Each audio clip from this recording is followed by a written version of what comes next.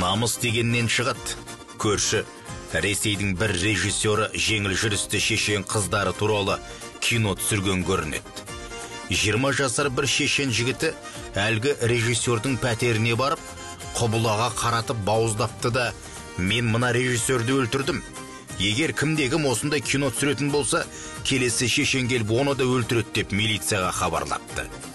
Жар басындағы жантақты жанынан безген нар жейді дегендей, Ресейдің бірде-бір режиссері бұл тақырыпқа қайта жоламайтын болыпты.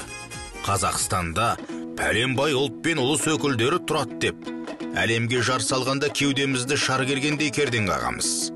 Өмір бәрімізге бірдей, тұрмыстың тауқыметі бар, халықтың басында бар, бірақ көшеге шығып, тәнін сатып тұрған бір түріктің немесе күрттің, қарашай мен құмықтың қызын көрдіңіз бе? Абыройын айрандай төккен Әзірбайжан қызын кездестірдіңіз бе? Тәнін саудалап топырлап жүрген татар қызын табасыз ба? Еркектен сес кетсе, әйелден ес кетеді дейді дана халқымыз. Қарындастарымызға қарайлап жүрейік. Нұртөре Жүсіп.